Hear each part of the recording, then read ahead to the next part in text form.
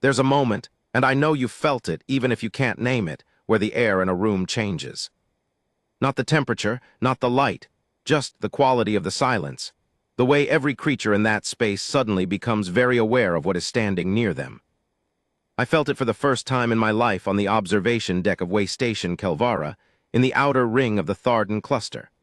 I was 26 years old, fresh off a graduate research post, carrying a datapad loaded with galactic trade route statistics that nobody on this station would ever care about. I felt it when the human walked in. Let me back up. My name is Sir Avon. I am a Torathi, which means I am four-limbed, bipedal, covered in pale gray-blue scales with a flat brow ridge that most humans find slightly unsettling. We have good eyesight. We have excellent memory.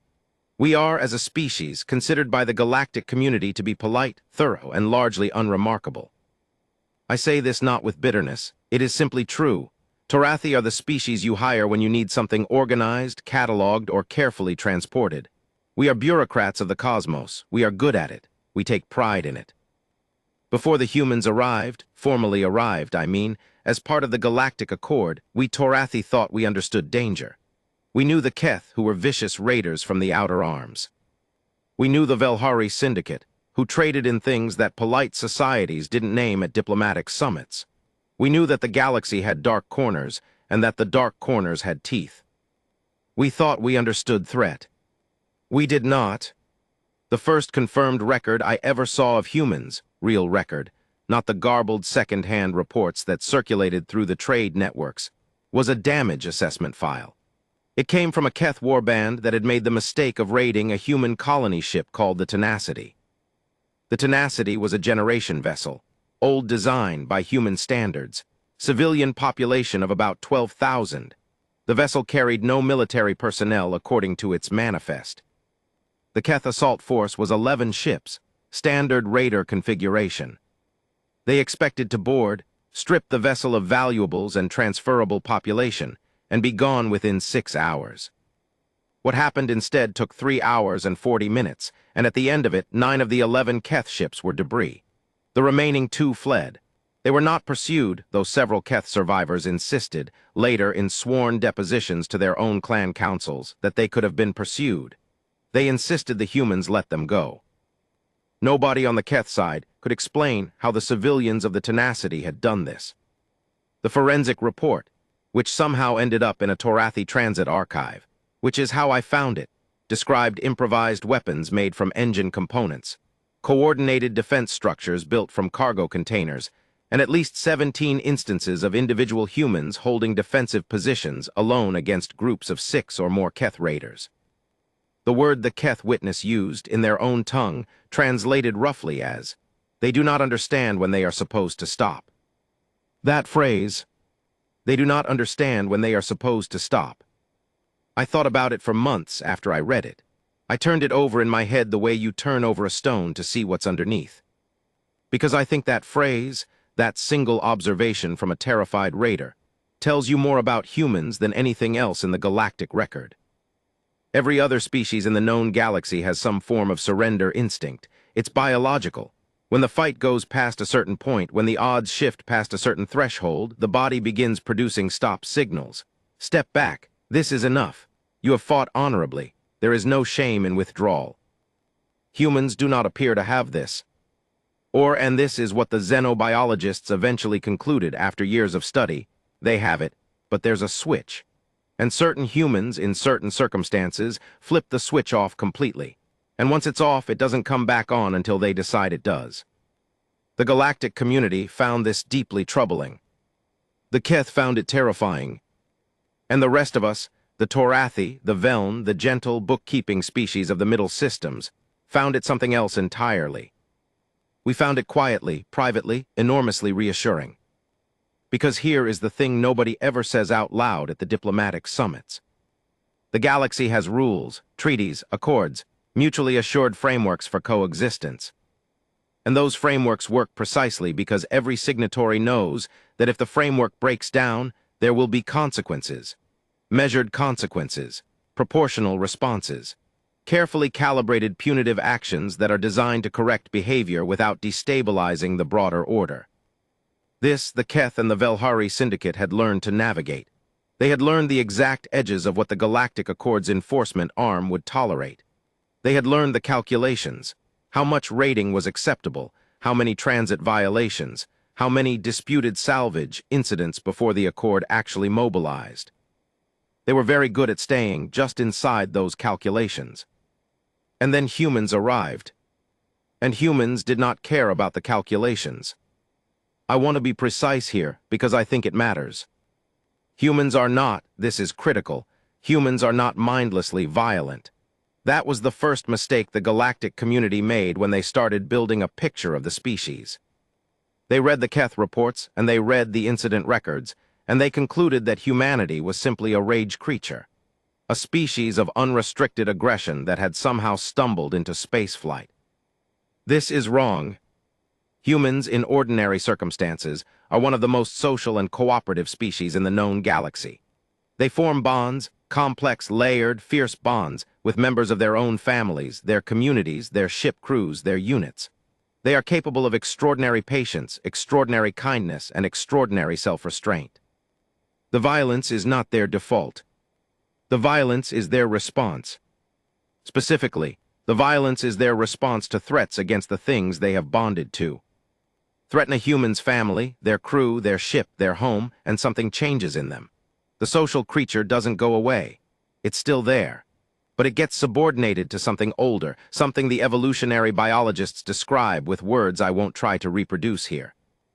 The short version is, a human defending something they love is a categorically different entity from a human in ordinary circumstances. And a group of humans, trained and equipped and bonded together, defending something they've chosen to defend together. That's something the galaxy genuinely hadn't seen before. That's what Way Station Kelvara taught me. I arrived at Kelvara on a transit run in the early part of what the Accord calendar marks as the Consolidation Era, that period about 11 years after the humans formally joined the Compact. It was a busy way station. Mid-range, orbital around a gas giant in the outer Thardan cluster. 6 docking rings, a commercial hub, 3 levels of transit accommodation, and a reputation for being the sort of place where things moved through without too many questions asked. That reputation was part of why the Velhari Syndicate had made it a preferred transfer point. I didn't know that when I arrived. I was there to pick up a data package and catch a connecting transport to Veln Prime. I had 16 hours to kill. I had a modest per diem from my research institution, and I decided to spend approximately 4 of those hours on the observation deck with a meal that cost more than it should have and a view that was genuinely spectacular. The gas giant below us was a deep orange and cream banded thing, enormous and slow and beautiful. I found a table near the viewport. I ordered something that was described as a grain-based hot beverage and turned out to be a reasonable approximation of what I later learned humans call tea. I opened my datapad. I began reviewing trade route statistics. And then the air in the room changed. I looked up. There were 3 of them. Humans. 2 male, 1 female by the appearance, though I had limited experience reading human biology at that point. They were not large by human standards, I later learned. The tallest was perhaps 1.85 meters, but they carried themselves in a way that made them seem larger. This is something I have noticed about humans consistently since that day. There are humans who are enormous, taller than most Torathi, broader, built in a way that makes other species instinctively give them space. And there are humans who are average-sized, or small even, who nevertheless take up more room than their physical dimensions should allow. It's a posture thing, a presence thing, an awareness thing, the sense that they are watching more angles than they appear to be watching. These 3 were like that. They wore civilian clothes, no insignia, nothing that marked them as military. One of them, the shorter male, had a kit bag slung over one shoulder that looked entirely ordinary. They came in, they scanned the room, briefly, casually, the way you'd scan a room when you're looking for a table, and then they chose seats with their backs to the wall near the secondary exit. Within 30 seconds of them sitting down, the 3 Velhari traders who had been occupying the table nearest the main entrance paid their bill and left. I watched this. The Velhari didn't rush. They didn't look at the humans. They were very careful, in fact, to look at anything except the humans. But they paid quickly, they gathered their things, and they moved to a different level of the station. It happened so smoothly that if I hadn't been watching, I wouldn't have noticed. But I'd been watching, and I thought, what did they see that made them do that? The humans ordered food. The taller male and the female spoke to each other in low voices about something I couldn't hear. The shorter male, the one with the kit bag, leaned back in his chair and looked at the gas giant for a while with an expression I had no framework for at the time. Later, I would learn the word for it. He was homesick. Humans get homesick the way other species get hungry. It's a physical sensation for them, a kind of ache, especially when they've been away from blue sky and breathable air for too long. Looking at planetary bodies helps. Not the same, but something. I didn't know any of that then. I just saw a man looking at a planet with a complicated expression, and I felt, strangely, that I was intruding on something private by observing it. I went back to my datapad. An hour passed. The station's ambient noise was the usual layered hum of a busy way station, the ventilation systems, the muted conversations of dozens of species, the distant clang and whir of docking mechanisms somewhere below. I had moved from trade route statistics to a secondary research paper and was in that particular reading state where you're absorbing words but not really tracking time. The second human event happened without much preamble. There were 4 Keth in the observation deck. I hadn't particularly noticed them earlier. Keth are not uncommon on border stations, and while they are large and tend to carry themselves with a deliberate physicality, they were seated and eating and not obviously causing trouble. Keth are roughly bipedal, like us but broader and heavier, with chitinous ridging along their shoulders and upper arms, and a jaw structure that makes their faces difficult to read. Their body language is largely territorial, spacing, posture, the direction of gaze.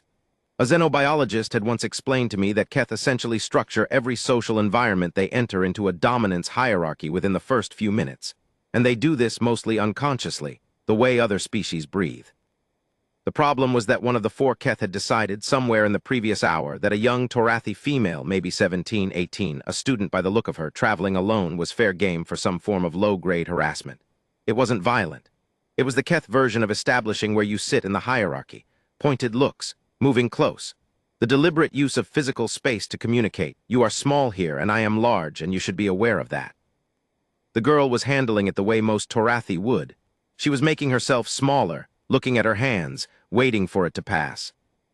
It wasn't passing.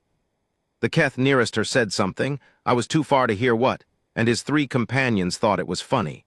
The girl went still in a particular way. The way prey goes still. I was standing up. I wasn't sure what I was going to do. I was not large. I was not intimidating. But I was an adult and she was not, and the situation was going in a direction that I knew from experience could escalate in ways that were difficult to stop once they started. And then, the shorter human was there. I did not see him cross the room. I was watching the Keth. One moment the human was at his table. The next moment he was standing near the girl's table, close enough that the nearest Keth had to redirect his attention, and he was just standing there. Not saying anything, not moving, not doing anything that you could point to and call aggressive. He was just present. And the quality of that presence. I've tried to describe this to people who weren't there, and I never quite manage it. He stood the way a load-bearing wall stands. He was not tense. He was not coiled. He was simply there in a way that communicated, with no words at all, that the space around the girl was now different from the space it had been 30 seconds ago. That something had changed in the variables of the situation. The lead Keth looked at him. The human looked back. It lasted perhaps 4 seconds. The Keth made a sound in his own language, something dismissive, aimed at his companions. And the 4 of them rearranged their attention to something else, and eventually, within another 5 minutes, finished their meal and left. The human looked at the girl. He said something to her that I was close enough now to hear. He said, "You all right?" She said, "Yes, thank you." He said, "Okay," and went back to his table. That was it. That was the whole incident. But I watched the rest of the room in the minutes afterward, and I noticed something. Every non-human in that observation deck had quietly repositioned themselves. Not dramatically. Nothing you'd notice if you weren't looking. But there was more distance between every other occupant of the room and the table where the 3 humans sat. The room had reorganized itself around them, as naturally as water reorganizes around a stone. And the humans hadn't even seemed to notice. I ended up talking to one of them, the female. Her name was Cassidy Marsh, and she was, as it turned out, waiting for the same connecting transport as me. We shared a departure lounge for 3 hours. She was, and I want to be honest here because this surprised me, she was funny. She made jokes. She asked questions about Torathi dietary habits with what seemed like genuine curiosity. She told me about her sister's wedding that she'd missed because of the assignment she was on, and the way she talked about it. There was both humor and a real sadness there, braided together in a way I found very human even before I knew enough about humans to call it that. I did not ask her what she did. It seemed rude. She did not volunteer it. But at one point, waiting for the departure board to update, she said something to me that I've thought about many times since. She said, the thing that people get wrong about us, about humans, is they think the reputation is about aggression. It's not. It's about commitment. We commit to things. Once we've committed, you basically have to physically separate us from the thing we've committed to. That's all it is. I thought about the Keth in the observation deck. I thought about the damage assessment file from the Tenacity. I said, is that all it is? She thought about it for a moment. Yeah, she said, that's all it is. It just looks different from the outside. Part 2, what arrives first is the story. The thing about galactic reputations is that they travel faster than the beings they describe. By the time humanity had been formally integrated into the Galactic Accord for about 8 years, every species in the compact had a story about humans. Most of these stories were second-hand. Many were exaggerated. Some were almost certainly fabrications that had grown in the retelling until they bore only a passing relationship to whatever incident they were originally based on. But here is the interesting part. The exaggerations mostly went in one direction. Not toward the terrifying, toward the absurd. The humans are crazy but you kind of have to admire it direction. Stories about humans who had fixed drive systems with components that were technically not rated for the repair they were performing. Stories about humans who had eaten things that other species couldn't metabolize and survived. Stories about human crews who had gotten so bored on long transits that they had constructed elaborate games out of maintenance tasks. And then, this was the part that got repeated most, had gotten genuinely competitive about them. The xenobiologists had a term for this phenomenon, reputational overshoot with positive valence, which meant that humans were famous for doing frightening things, but the stories that spread weren't frightening. They were bewildering and occasionally hilarious, and they left you with the feeling that humans were somehow more than the sum of their observable traits. I collected these stories. It became a habit. Research background, I suppose, I cataloged things. But also, after Kelvara, I was genuinely curious in a way that was harder to categorize than professional interest. Here are 3 stories I heard in the 3 years after Kelvara, sourced as carefully as I could manage, that I believe are substantially true. The first story, the Ironclad Mercy. This one I sourced from a Veln cargo broker I met at a transit conference on Palenthi Station. His name is Reith, and he had it from a cousin who worked in the outer arm shipping lanes, and I trust the Veln source chain more than most. A medical transport called the Ironclad Mercy was operating in the Keshari corridor, an area that at the time was under intermittent Velhari syndicate pressure. The Ironclad Mercy was staffed by a crew of 22, carrying a hospital configuration for treating refugees from a collapsed colony in the Reth system. Civilian vessel, fully marked, medical insignia on every surface. The Velhari boarded them anyway. The Velhari were after the medical supplies, specifically, a class of synthesized cellular regeneratives that had significant black market value. They boarded with a force of 30 and they expected reasonably, based on precedent, that the medical crew would comply. Medical crews complied. Everyone complied. Compliance was rational. You gave them the cargo, you filed a claim with the Accord's Compensation Bureau, you moved on. The Ironclad Mercy had 6 human crew members out of its 22. The Velhari had the vessel secured within 20 minutes. Crew in the main cargo bay, syndicate personnel moving through the ship, loading the regeneratives. What happened over the next 4 hours is reconstructed from Velhari personnel reports filed internally. Reports that eventually surfaced, in an Accord intelligence disclosure 2 years later. The 6 human crew members, starting from the moment the Velhari secured the ship, began systematically undoing that security. Not in an obvious way, not charging corridors or making noise. Quietly, methodically. Using the ship the way people who know a ship very well use it. The maintenance shafts, the automated systems, the environmental controls. By hour 2, the Velhari boarding party had lost contact with 4 of their members, who had been separated from the group and, in 3 cases, sedated using compounds the humans had synthesized from medical supplies. One Velhari commander sent a message to his superiors that has been quoted in several academic papers on human tactical behavior. The translation is approximate, but it reads, "They are everywhere at once. We cannot find them, but we know they are there. We hear them sometimes. We do not know what they are doing, but whatever it is, they are still doing it. We need extraction." By hour 4, the Velhari had abandoned the ship. They did not take the regeneratives. They left behind 11 of their 30 boarding members, all alive, all sedated or restrained, but none injured with anything that would require medical attention beyond what they were already carrying on their own vessels. The ironclad Mercy filed a standard incident report. They described the event as a boarding defense operation conducted by available crew personnel using improvised resources. They continued to their destination. They delivered the medical supplies. The 6 human crew members received a commendation from the Accord's Medical Assistance Corps. In the section of the commendation describing their actions, the phrase used was "demonstrated exceptional dedication to mission completion." Reith told me this story, and then he sat quietly for a moment, and then he said, "What I cannot understand is the bit about not injuring the Velhari beyond necessary restraint. If I were in that situation with those odds, the restraint is the part I cannot explain." I said, "I think I might understand it." He looked at me. I said, "They weren't defending themselves. They were defending the patients. Everything was in service of getting the cargo to the patients.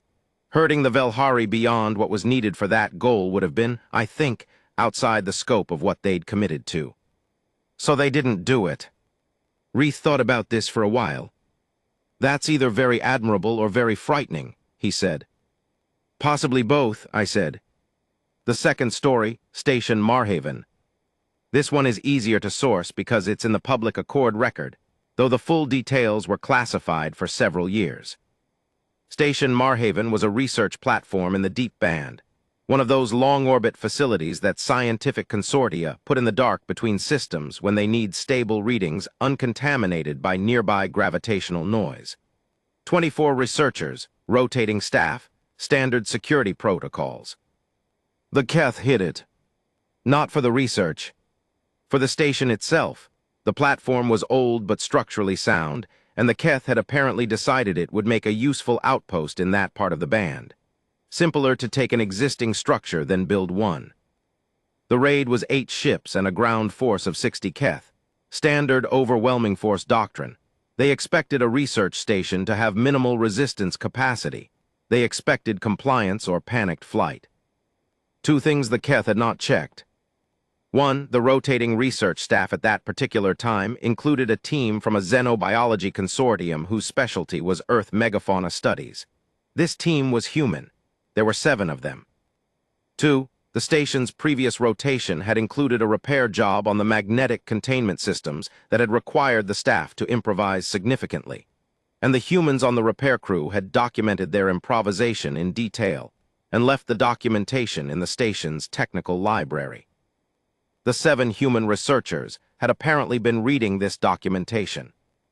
What followed is described in the Accord record in careful, dry language that I think is more disturbing than dramatic language would be. The Keth boarding force encountered, sustained, and organized resistance from personnel operating in non-conventional tactical configurations using modified research equipment and station infrastructure. The boarding force suffered significant incapacitation. The record notes, 41 of 60 personnel incapacitated within a 90-minute window, and the Keth commanders made the decision to withdraw. Here is the part of the record that I have read and reread, and still find remarkable. The station was not significantly damaged. The research was not lost. The 7 humans had conducted the defense, in a way that preserved the station's structure. The record notes this explicitly. Defending personnel demonstrated unusual operational discipline in restricting damage to systems required for ongoing research functions. 7 xenobiologists who study large predatory animals on Earth, defending a research station against 60 Keth raiders, had somehow managed to simultaneously incapacitate the majority of a trained military force and not damage their own equipment. I showed this record to a human colleague several years later. His name is Derek, and he is an engineer who has never been in a military uniform. I asked him how that was possible. He looked at the record for a long time. He said, the megafauna researchers, they study things that can kill you and that you can't fight directly. You have to understand the environment, use the terrain, control the space. You study animals that can move faster and hit harder than anything you can physically do, so you get very good at knowing where things will be before they're there. And you get good at being calm when something that can kill you is moving toward you, because panic is how you die. He paused. The Keth would have been expecting panic, he said. That's usually what happens. The third story, the compound at Vel's Rest. This one I am less certain about. I heard it from 4 separate sources over about 2 years, with enough consistency in the core details that I believe something substantially like this happened, even if the specifics have been polished by retelling. Vel's Rest is a small agricultural colony on the edge of the Accord's outer jurisdiction, one of those places that gets formal protection on paper and practical neglect in reality. The colony had about 3,000 people, a mix of species, mostly farming families. The Velhari Syndicate had been running what they called protection arrangements in that region for several years. The arrangement was straightforward: pay a regular fee and be left alone. Don't pay and be not left alone in ways that ranged from inconvenient to catastrophic. Vel's Rest had been paying, and then a new colony coordinator arrived, a human, named, in the version I heard most often, Mara Donahue. She reviewed the protection arrangement files, and then apparently spent approximately 72 hours working through the implications, and then sent a message to the Velhari local representative. The message, in the version I heard, said, "We are discontinuing this arrangement effective immediately. We will be filing a full record of all payments made under duress with the Accord's Enforcement Division. I suggest you prepare your documentation accordingly." The Velhari representative apparently found this baffling enough to send a delegation. The delegation arrived to explain, as patiently as a Velhari delegation could manage, that the protection arrangement was not optional, and that the consequences of noncompliance would be significant, and that perhaps the new coordinator didn't fully understand the operational realities of this region. Mara Donahue, by the account I heard most, listened to this explanation in full, offered them tea, and then said, "I understand the operational realities. I am changing them. You have 48 hours to have your representatives clear this region. Anything that happens after that is on you." The delegation left. They clearly intended to return with the kind of persuasion that doesn't speak in meetings. What they found when they did return, about a week later, with 11 personnel and a clear mandate to make an example, was a colony that had spent the intervening week preparing in ways that, the Velhari representatives later said in their own internal records, they had not anticipated. Had Mara Donahue trained those colonists in a week? The version I heard said, no. She had spent the week identifying which colonists already knew what, because in her experience, farming communities always have people who have done other things before they farmed. And then she organized what was already there. The 11 Velhari personnel left Vel's Rest without completing their assignment. The protection arrangement was formally discontinued. The Accord Enforcement Division, alerted by Donahue's proactive filing, assigned an increased monitoring presence to the region. None of the 11 Velhari personnel were seriously injured. None of the colonists were seriously injured. The colony's winter crop was planted on schedule. I tell these 3 stories not because they are the most dramatic.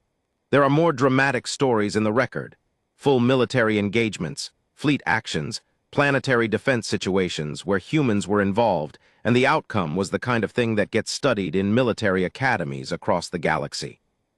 I tell these 3 stories because they illustrate something specific. In each case, the humans involved were not soldiers. They were not equipped for what they faced. They were operating in a context that should have been unambiguously in favor of the aggressor. And in each case, the thing that changed the outcome was not firepower.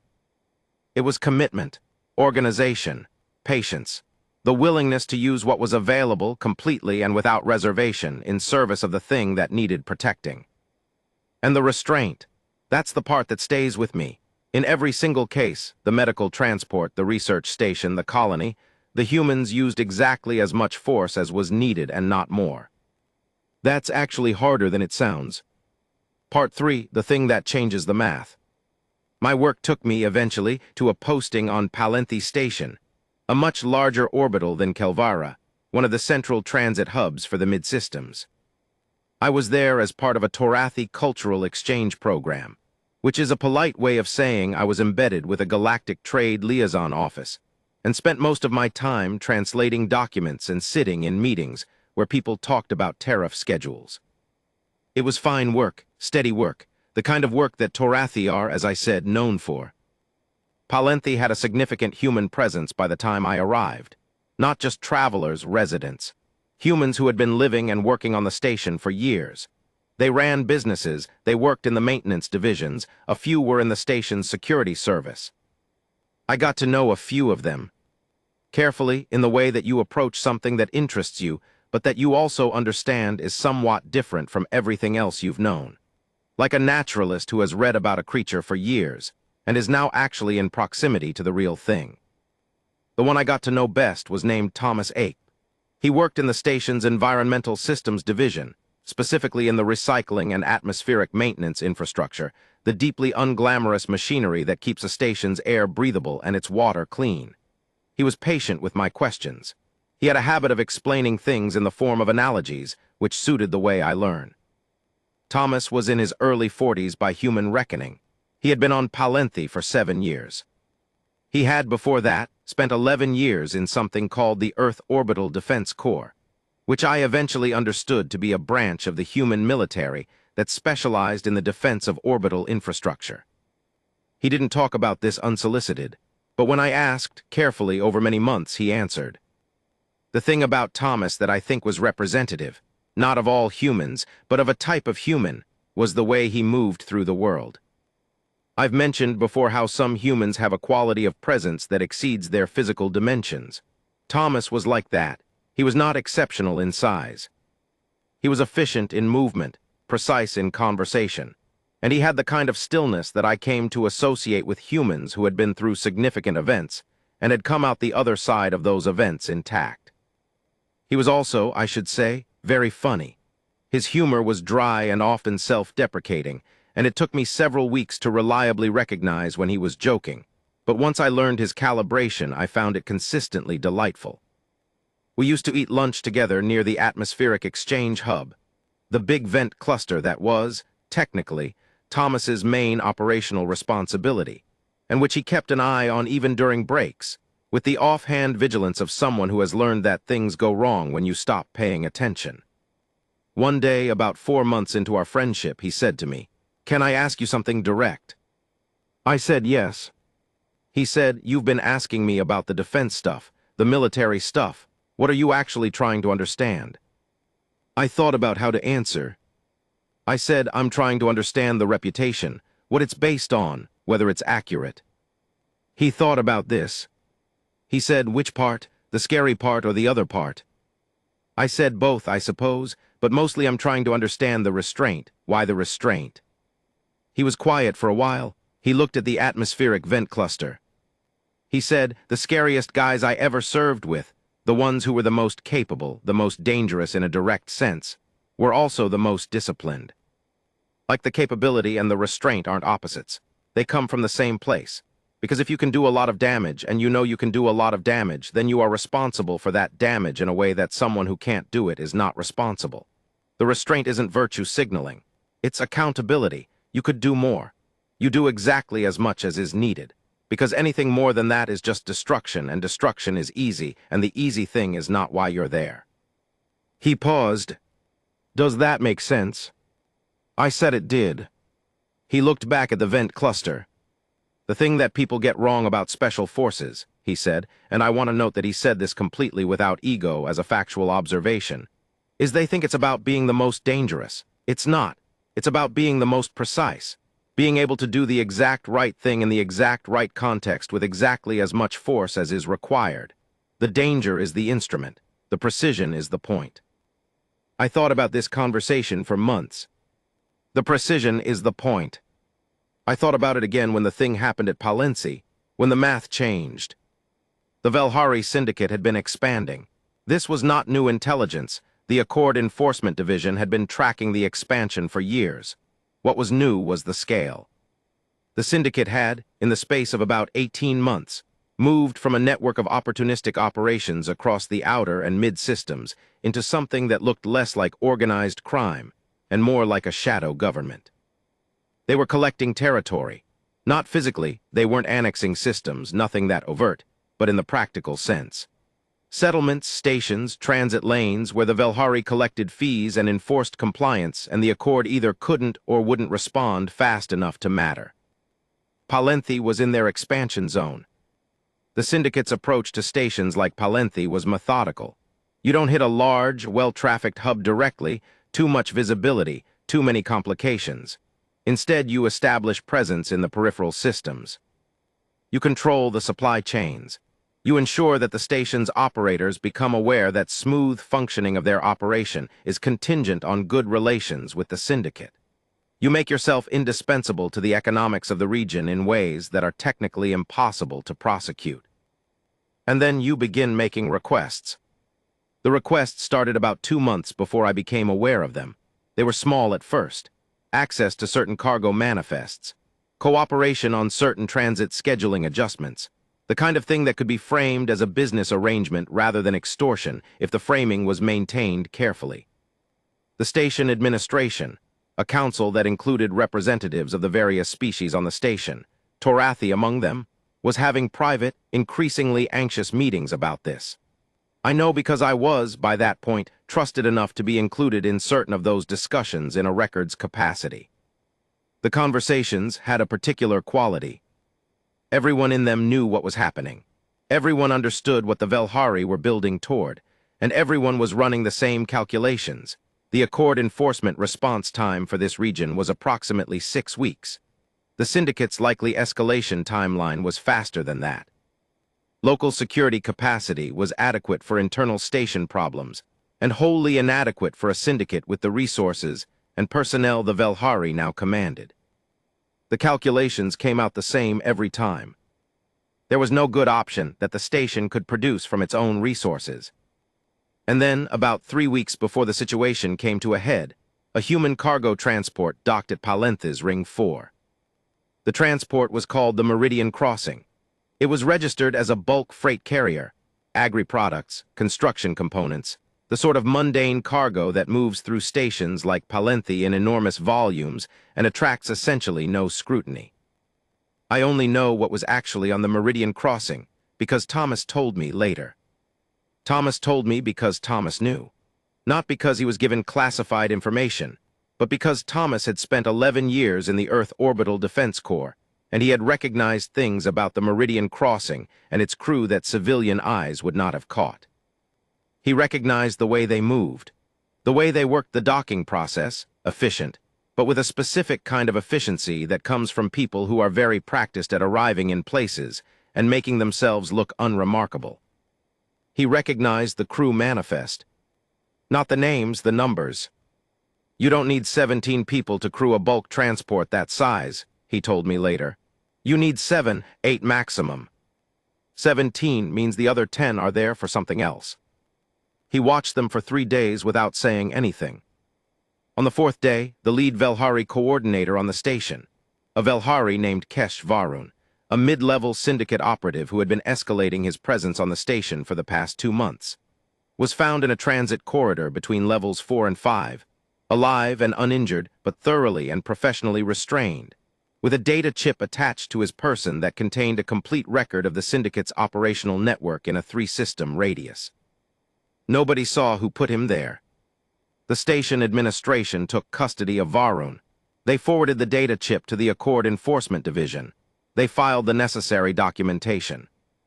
The Meridian Crossing departed Palenthi 48 hours later, its cargo manifest updated to show delivery complete.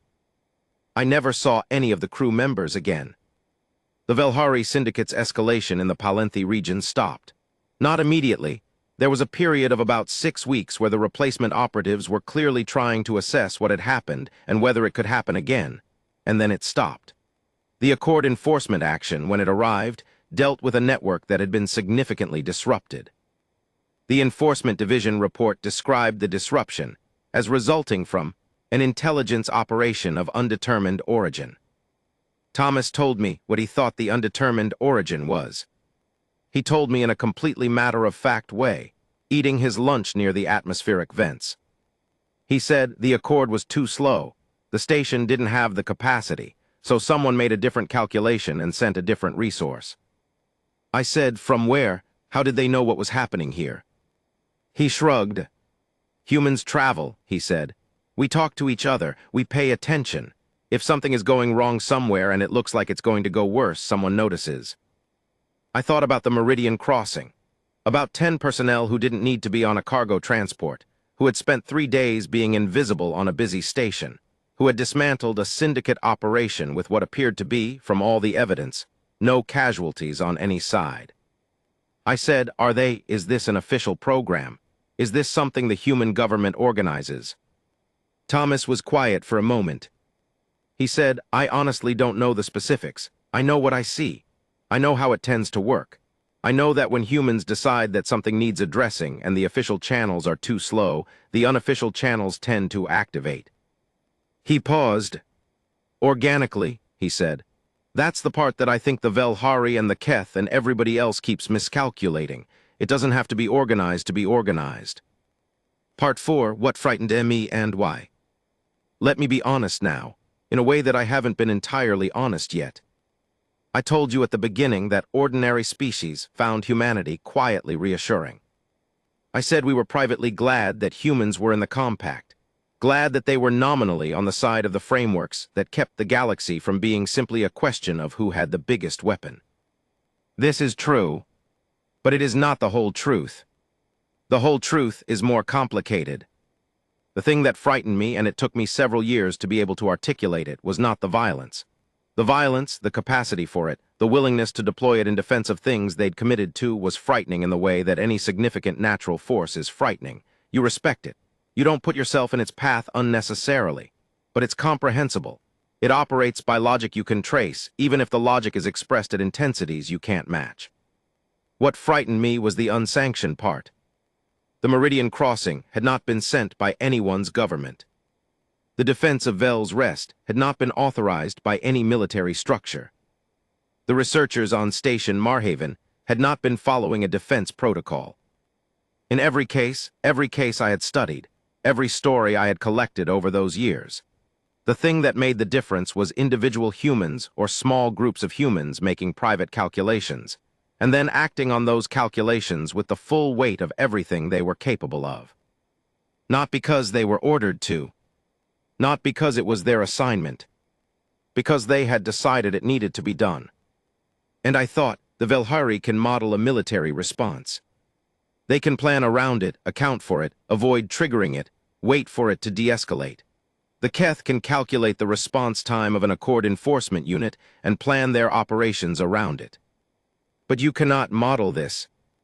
You cannot calculate when some group of humans is going to decide that something has crossed a line that they personally, without being asked, without being authorized, have decided is their line. You cannot predict what they'll do about it, or how they'll do it, or what resources they'll bring to bear. Because humans don't wait for permission to protect things they've committed to. They just do it. And the doing of it is, frequently, effective in ways that organized and sanctioned responses are not. I talked about this with Thomas, near the end of my posting at Palenthi, a few weeks before I left. I said, I think the thing that makes humans genuinely different from other species in the Accord is that the commitment precedes the authorization, not the other way around. He thought about this. He said, that's a good way to put it. I said, it's also what makes you difficult to plan around. He said, yeah, I know. I said, doesn't that worry you? from a governance perspective. The idea that individual humans can decide to deploy themselves in operational capacities without sanction from any formal structure. He was quiet for a while. He said, "I think about it.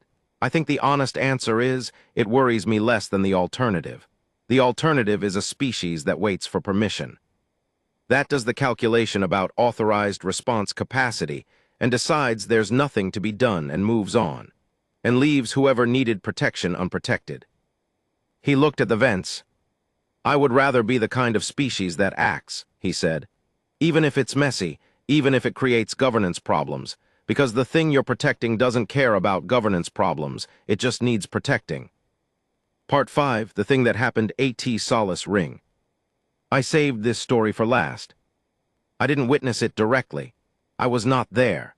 But I have compiled the account from 17 separate sources over 6 years, including 2 humans who were present, and I believe the reconstruction is as accurate as any reconstruction of a chaotic event can be. It happened at Solace Ring, which is a habitat, not a station, a habitat in the Belenthi system. A ring structure, the engineering type that rotates for artificial gravity, large enough to have a permanent population of about 40,000. Mixed species with a significant proportion of Torathi among them, which is perhaps why I am telling this story. The Keth had been escalating in the Belenthi system for several months. Not raiding, the raids had stopped, because the Accord had made credible the threat of response to direct attacks on settled installations. Instead, they were blockading, controlling transit lanes, allowing food shipments through on a selective basis, collecting tolls, and creating a slow-squeeze situation that would, over the course of months, make Solace Ring economically dependent on Keth goodwill. The 40,000 residents of Solace Ring were not in immediate danger. That was the problem. The situation wasn't an emergency, not yet. It was a developing situation. The Accord's response protocols were calibrated for emergencies. Developing situations went through diplomatic channels. Diplomatic channels moved at their own pace. The Keth knew this. They had calculated for it. What they had not calculated for was the 8. I don't know their names. I was not able to confirm all 8 names from sources I would trust, and the 2 humans I spoke with were careful not to give me details that should remain confidential. I know there were 8. I know they were human. I know from the evidence of what happened that at least some of them had military backgrounds. They arrived on Solace Ring via a long route cargo transit from 3 different directions, arriving over the course of 2 weeks, in 1s and 2s, in configurations that gave no indication of connection. They were 8 individuals arriving at a habitat. Nothing unusual about that. What they did over the next 6 weeks was not combat. I want to be clear about this. There was no combat, not in the sense that the word usually implies. What there was something more like surgery. They identified, one by one, the specific Keth commanders responsible for the blockade decisions. They identified the financial network that supported the blockade operation. They identified the communication infrastructure that coordinated the Keth interdiction vessels. They identified 3 key transit dependencies that the Keth were using to maintain pressure on the ring. And then, over the course of about 72 hours, they dismantled those specific elements. Not the Keth presence in the system, that was an Accord matter and above their operational scope, and they apparently knew this and respected it.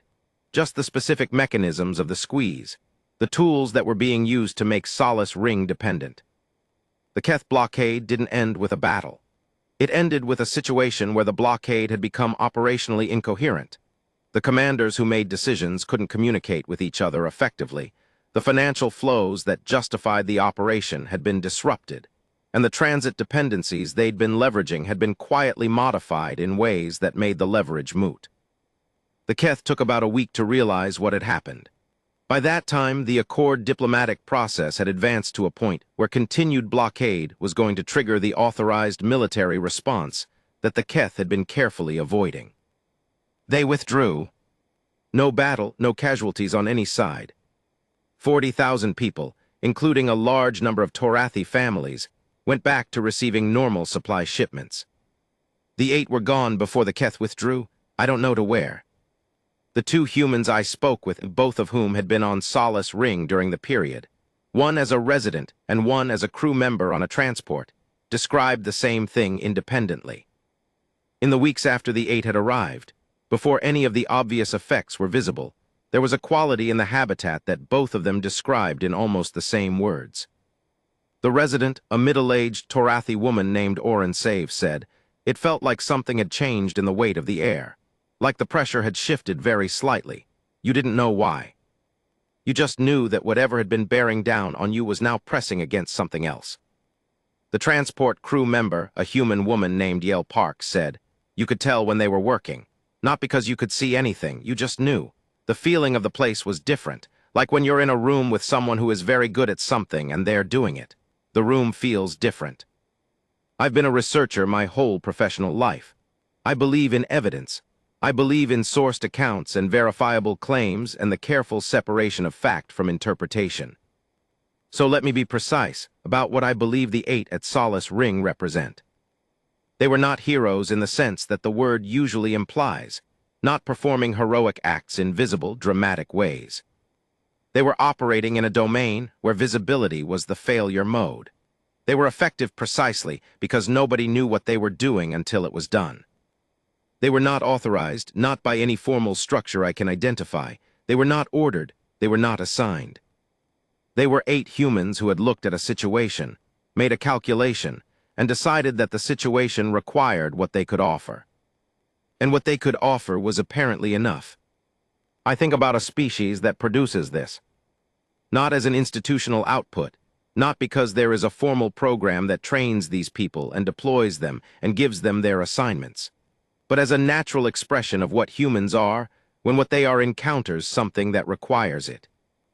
I think about the biology of it, about a species that evolved in one of the most hazardous environments in their planet's biosphere, that competed with megapredators for hundreds of thousands of years, that survived by being not the fastest, not the strongest, not the most physically formidable, but the most persistent, the most organized in the moment that organization matters, the most capable of suppressing the survival instinct override that tells every other creature to stop.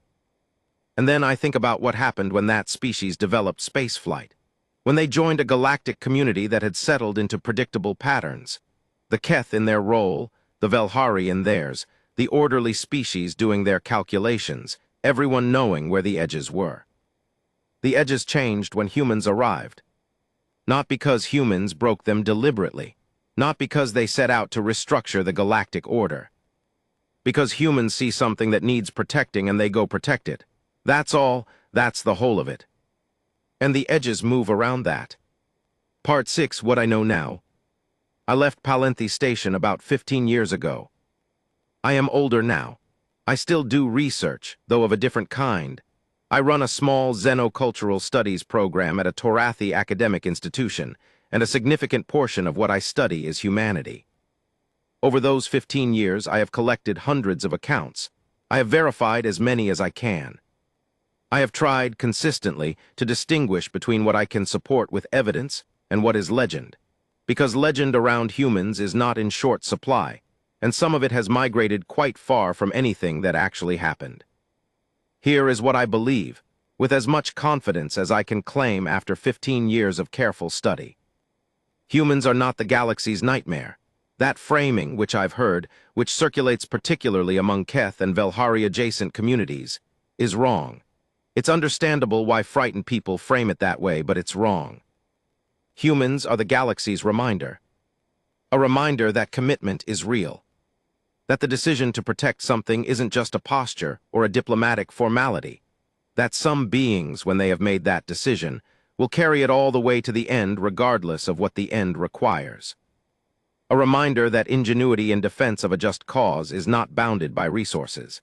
That 8 people, or 7, or 3, operating with precision and patience in service of something they've decided matters, can change the outcome of a situation that should have been determined by much larger forces.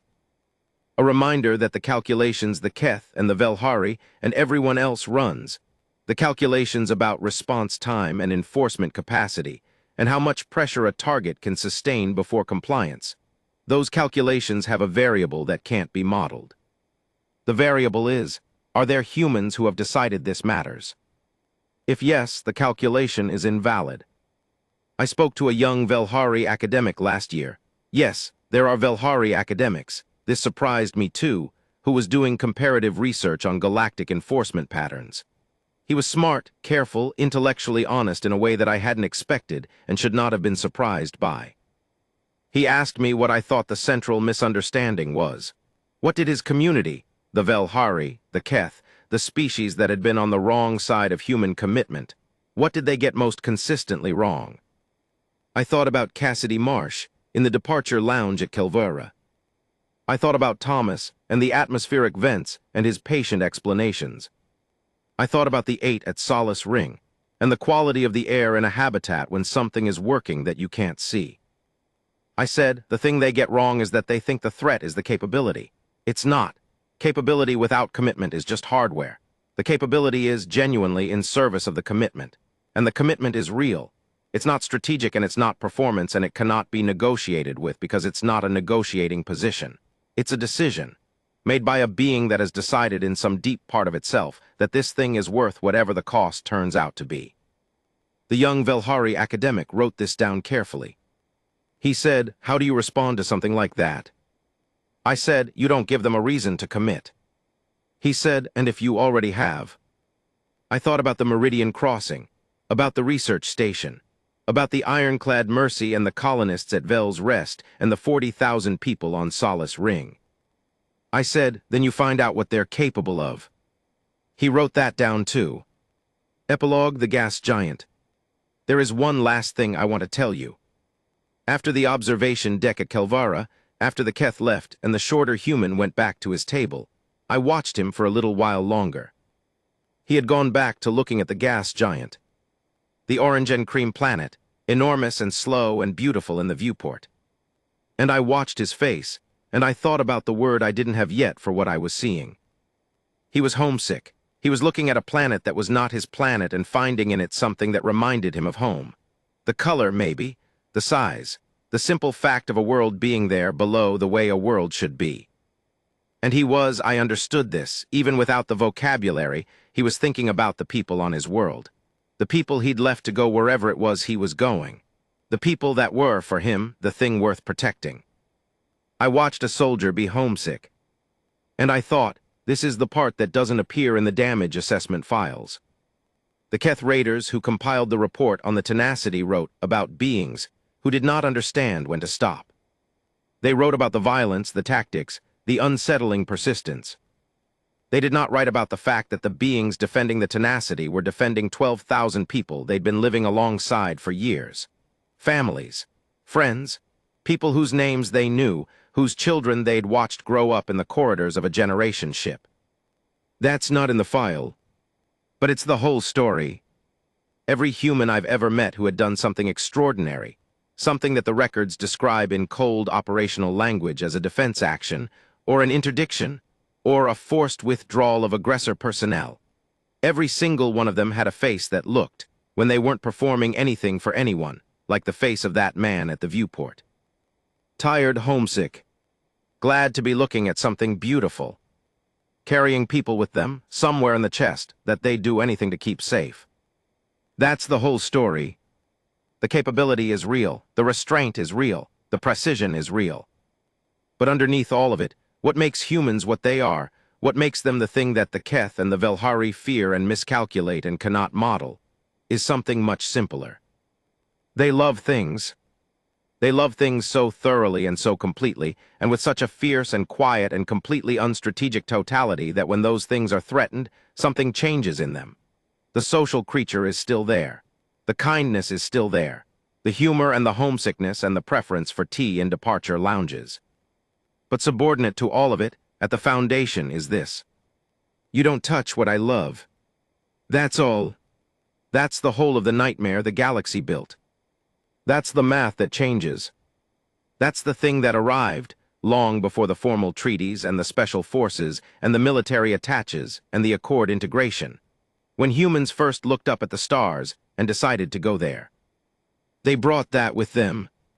They always bring that with them.